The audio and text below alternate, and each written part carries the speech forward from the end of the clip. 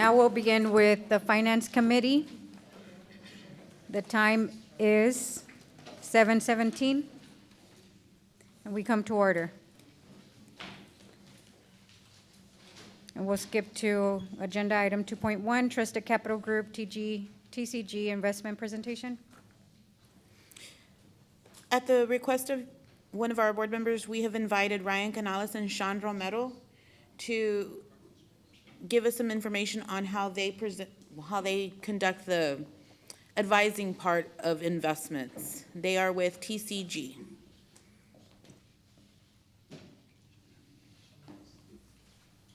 We do have a PowerPoint, yes, please. Welcome, gentlemen. Thank you for being here.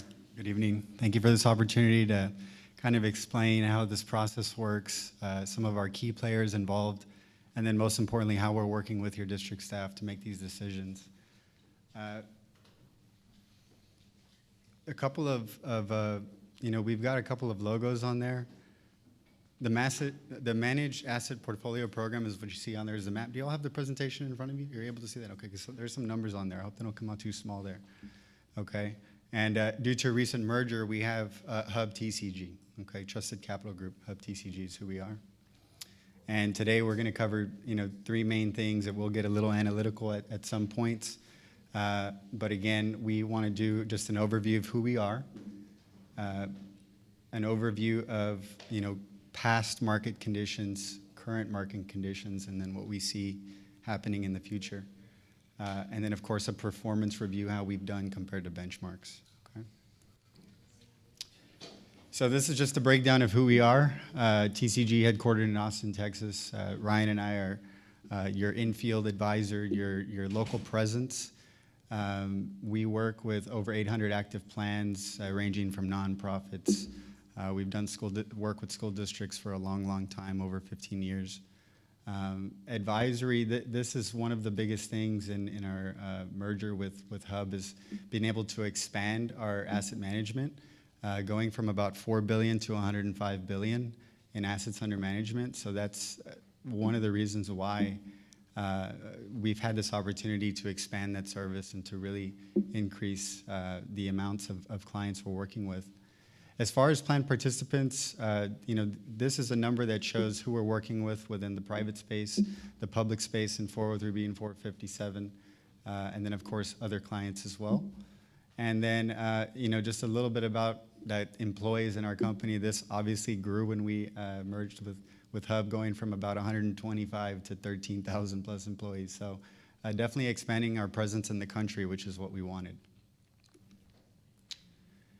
As far as other services we provide, third-party administrator services, we do consulting with school districts, municipalities, and that's really our specialty, and that's what we're really good at. This focus today is going to be on how we manage the assets within the school district, which is one of our primary roles with San Benito CISD. And as always, you may see some subsidiaries here. This just describes our role working with private wealth clients on an individual basis, as myself and Ryan do, but also working with municipalities as well. And I think that's important for you all to know that we are also working on an individual level with school district employees, with private individuals, and then of course with municipalities and institutions. And as far as setting the groundwork on how we structure our services, these are the main points, these are the pillars of what we do and why we do it. Keep in mind that Eric Light is not here, but Eric Light is our Director of Operations. He's our head honcho for the trading desk and for making these analytical decisions. He works out of our Austin office at our headquarters. And so portfolio design is important. Of course, Ms. Perez is part of our team too, right? She's part of our team internally with San Benito here. And also keep in mind as we go through these items, many of all of the decisions, should I say, are they're made on a non-discretionary relationship between us and San Benito CISD, meaning we will provide the analysis, the research, and the reasoning, And at the end of the day, Ms. Perez and her team are going to have that information to make that decision. Okay, so we don't ever make any decisions. It always has to go through Ms. Perez's team. And we do so in working with the finance office and also, putting San Benito CISD in connection with the proper pricing on proper products. So that involves us having good relationship with dealers to have the best prices for these securities or any types of investments that we are looking at.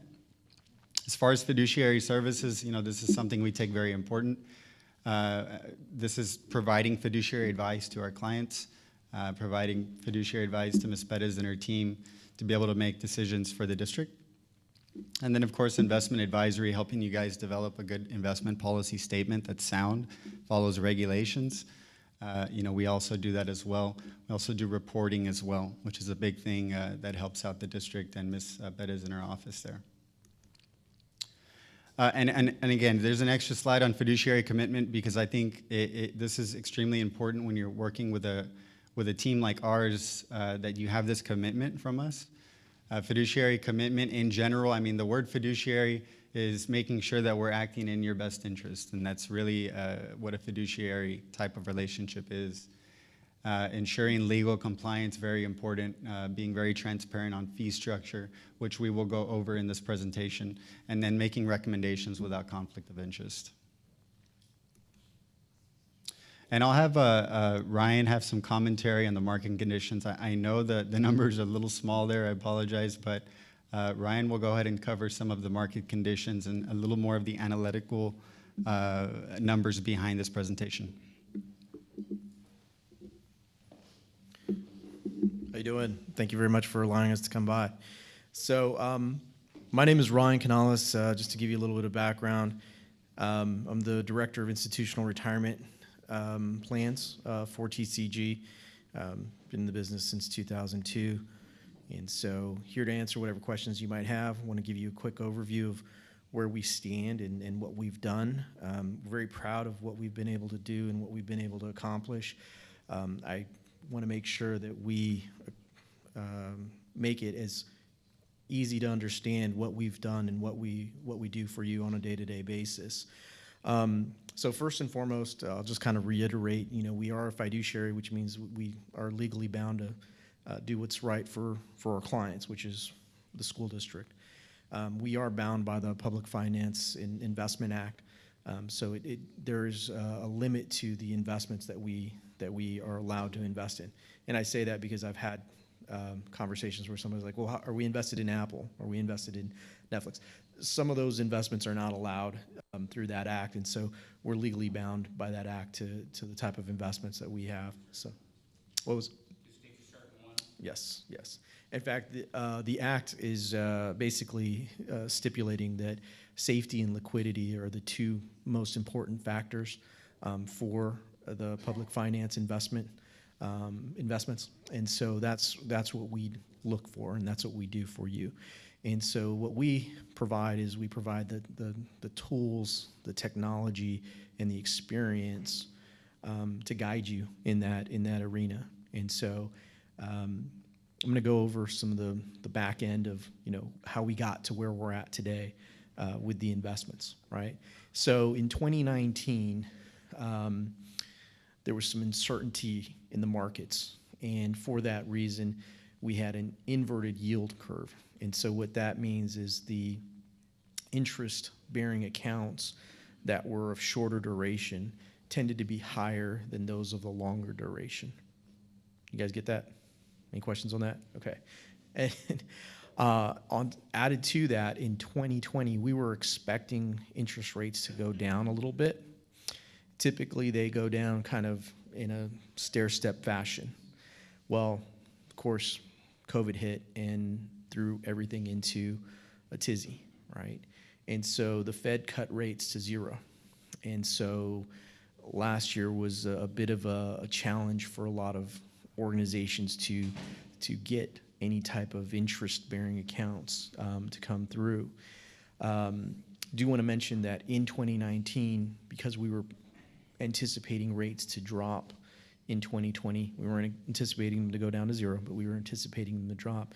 We were encouraging our clients to purchase some long-term securities with longer time frames, right?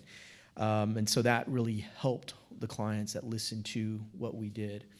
And so this is kind of just the technical of what ended up happening because of the inverted yield curve, and then the Fed cutting the overnight rates to zero. So, are we going in the next slide? What am I pointing at? All right, good. Okay. All right. This past June, the Fed acknowledged that the ongoing inflation and potential for it to be somewhat more persistent than originally anticipated. So this was something that was kind of being talked about ahead of time, and once the Fed affirmed it, it became no longer rumor, it became official, right, at that point in time. On the back of this, the rate markets reacted by repricing to higher yields, with the 2-year Treasury breaking out of the teens and the 3-year Treasury yielding over a 0.5% for the first time since March 2020. Right, so that's kind of good news for us because that means the rates are going up. It's going to be a little bit easier for us to get higher interest rates on the money that we're managing for you, right?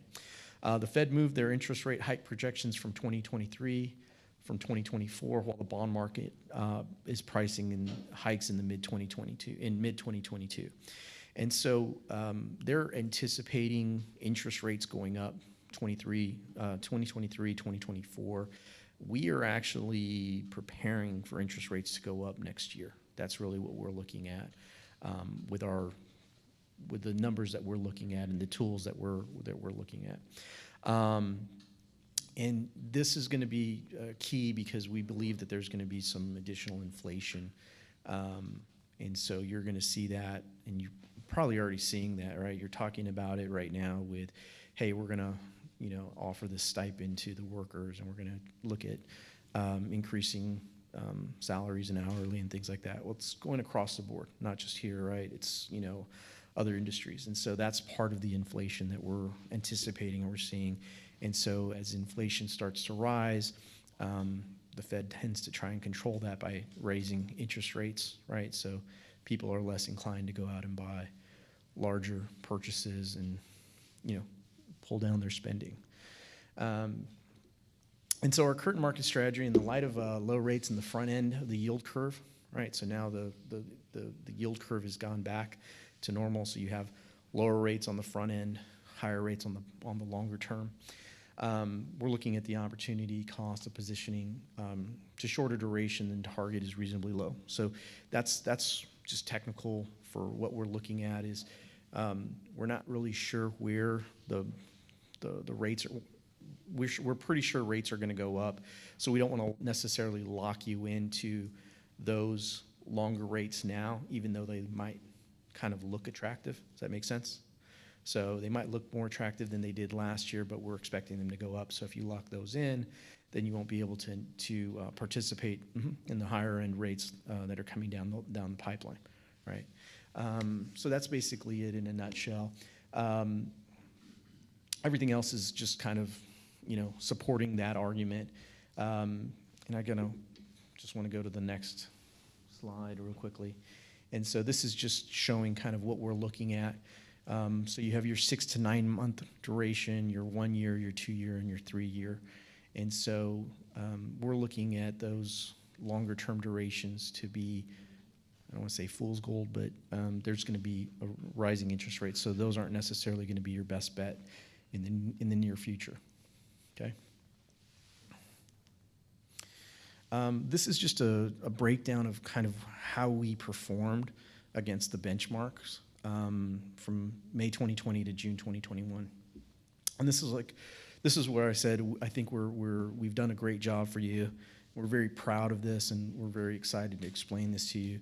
So we have on the bond fund about $15 million that's being that we're working with. We outperformed the benchmark by 53%. So the value above the benchmark was an additional $33,000. Okay, Yeah, thank you. Awesome, thank you. And so the net income earned was the 97,635. Okay.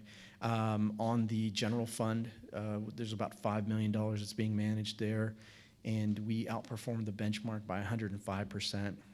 So you gained almost $25,000, $24,295 above what the benchmark was. Now, this is great, but I want to kind of put this into perspective. There's about 80 to about 85% of the school districts out there that are doing this on their own, and they're actually underperforming the benchmark for the vast majority of them. So they're not even getting the benchmark, which is not, it's sad.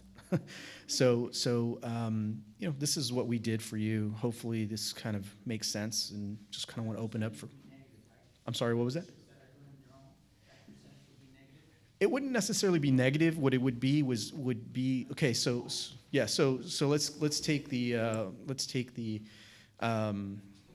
general fund, for example, right? So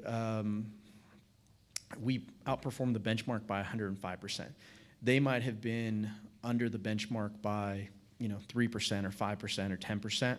So they're not making as much money, right? So instead of $24,000, they have significantly less than that, maybe $7,000 or $8,000, right? So it makes a big difference over an extended period of time. Now, keep in mind, interest rates were at a low environment last year, so this, even though these are pretty good numbers, as interest rates go up, we're looking to kind of outperform that as well. For how many years are these locked for? So we're constantly moving and giving you suggestions on what to do. And so if we go back to these are the options, right? So this is the buffet of options that you have. And so we're guiding you and saying, okay, listen, some of these might look great now compared to what they were last year, but we're expecting rates to go, even better. So let's just kind of take let's take our earnings now in the overnight markets and commercial paper and things of that nature, so that we'll have the liquidity to buy later on down the line. And everything that we do is determined by the conversations that we have with your team, in terms of, when are projects due? Are they being sidelined because of COVID or because of supply issues or because of labor issues? Can we start investing that money longer term then, or actually just start investing it since we're not necessarily going to need it?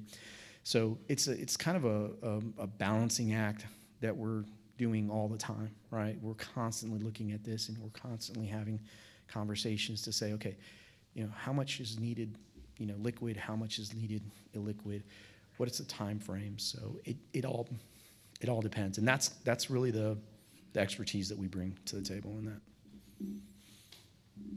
So now that we're moving on with the bond projects, Ms. Perez, is that going to affect any of the money that we need for the bond projects, if some of it is invested right now? We actually look at the timeline of the projects to see what the needs are for the cash flow. And so we make sure that the CDs that are invested have a varying maturity date. So then we always have the right amount of liquidity for those payments. So right now, we have 15 million of our bond money with them, 5 million of our general fund with them. So and I think the maximum, like the maturity on it was 2 years, because I think I saw a 2022, maybe a 2023. So we do have a good amount of it in the first public pools, which I'll talk about in a little bit. I'll tell you the San Benito CISD part of the investment. So we do have enough money to take care of those payments right now.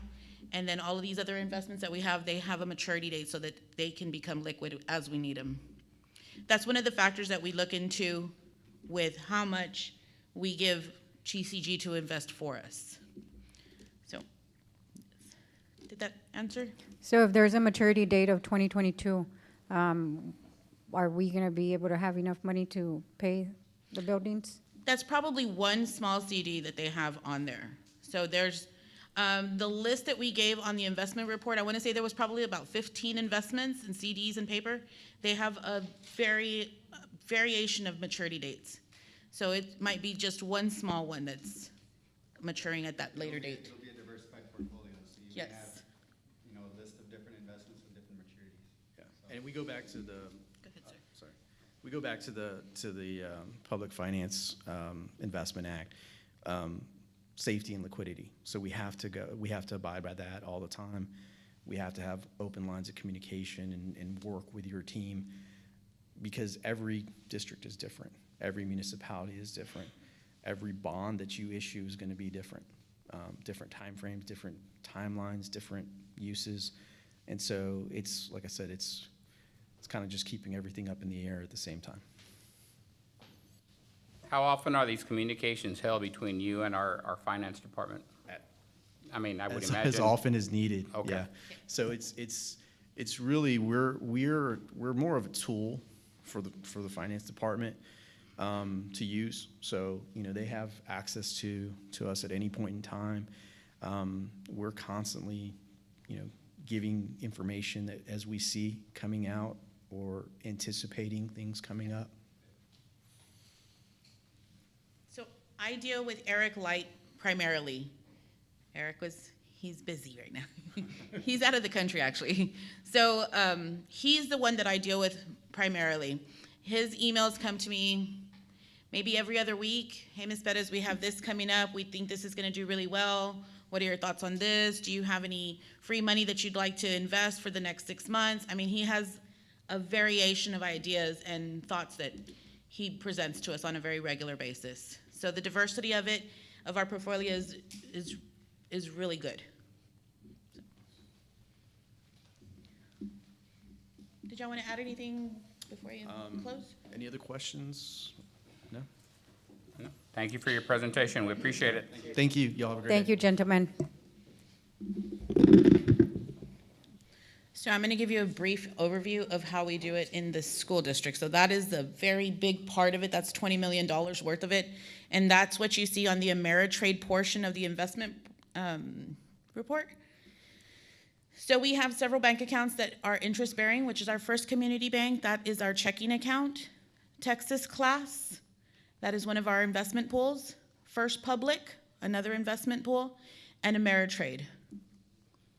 So our checking accounts, they yield 0.125% of interest. However, we have a maximum of $15 million that we can keep at the bank at any one given point during the month.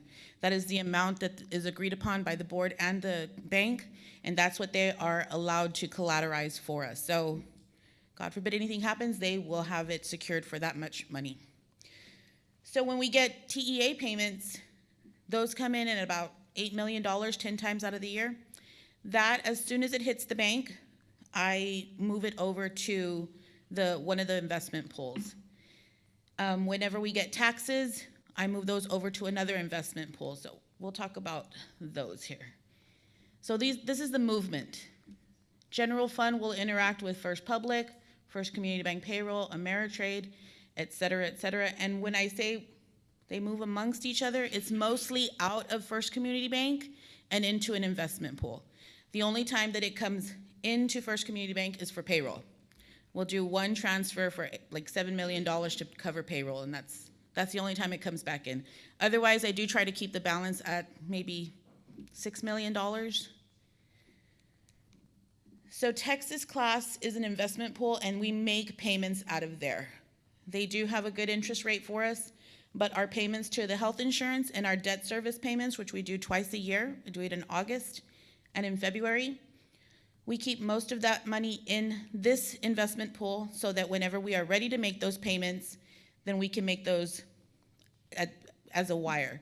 So on the investment report that we presented last month, those additions that you see in that column, that's where we're moving it from First Community Bank into that investment pool.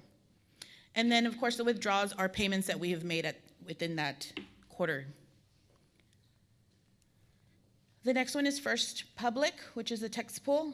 That one has a very good interest rate for us, and that is where the bulk of our money stays in from general fund. That's when TEA sends us our payments and we have far too much in the bank, We need to move it out into first public. You'll see the additions, that is the money that came in from TEA, and then withdrawals are anything that we move out of that investment back out to the bank for payroll. And then lastly, we have Ameritrade. That one has probably the very best interest rate for us right now.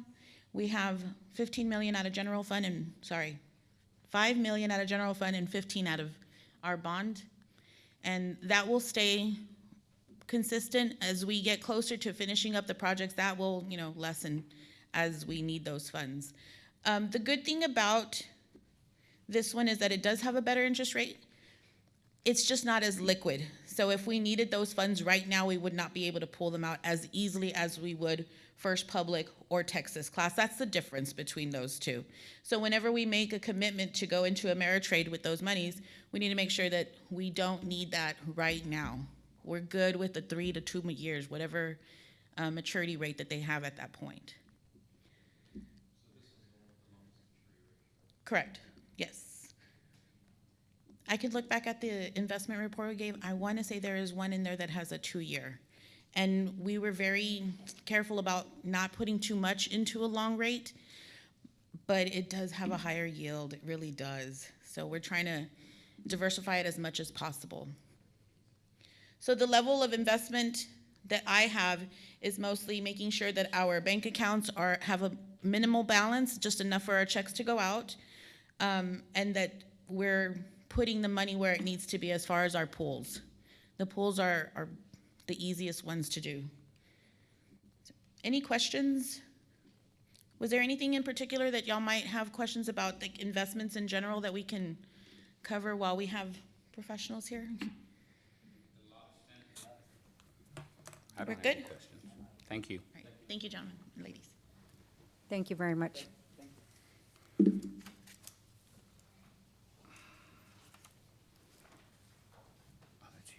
Moving on to the next agenda item, 2.2, review and discussion regarding proposals on professional consultant services district-wide RFP 1220 PCS Part 3. Ms. Lopez, on this one, we are asking to include the additional vendors that were on the agenda. This is also the last renewal that we'll be doing.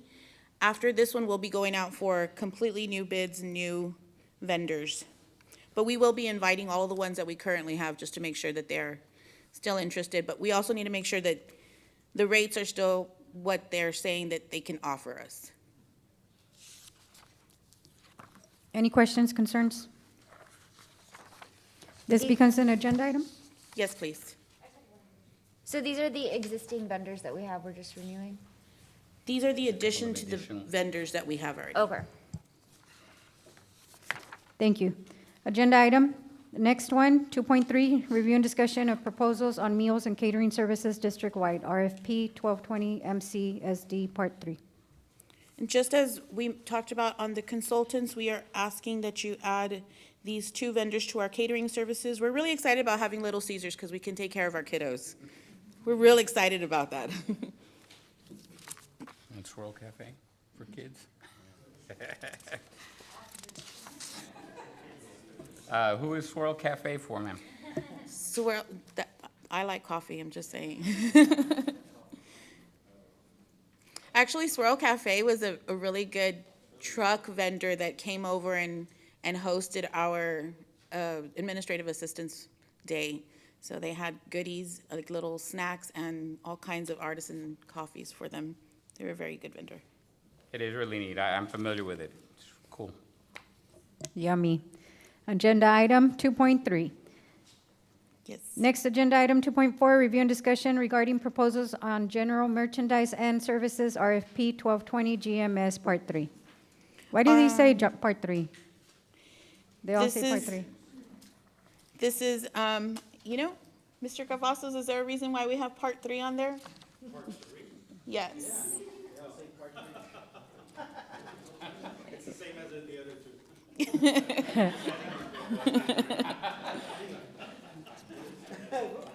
It's the third act.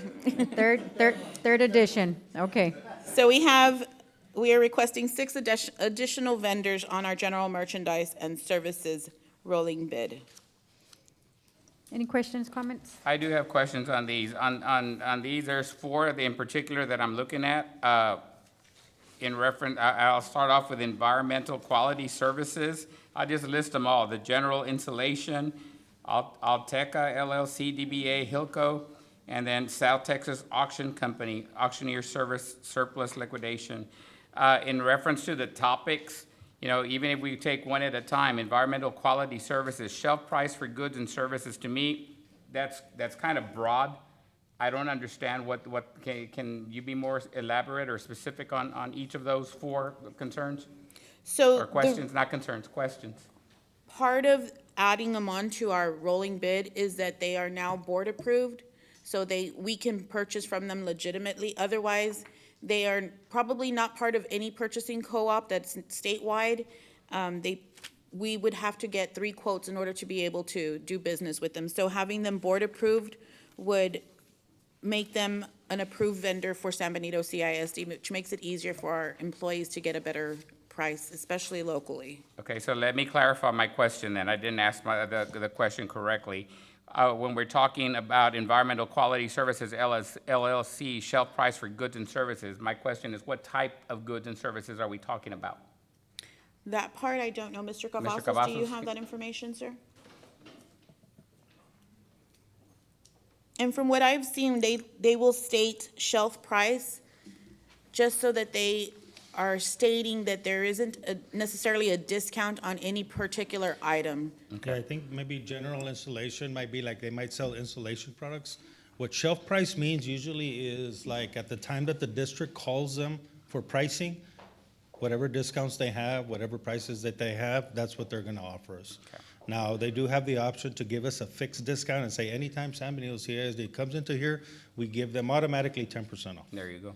So we give them the option, and they choose this option. So this bid is generally open, so anybody, you know, their services, and there's a big array of services that generally join this bid. So Okay. we really don't limit it to anything, but it gives us more of a flexibility for the district.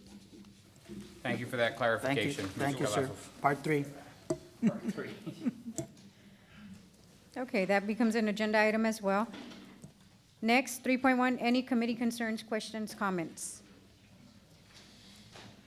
Okay, since there are no questions, we adjourn this meeting at 7:50 PM. Thank you, everybody. Have a great night.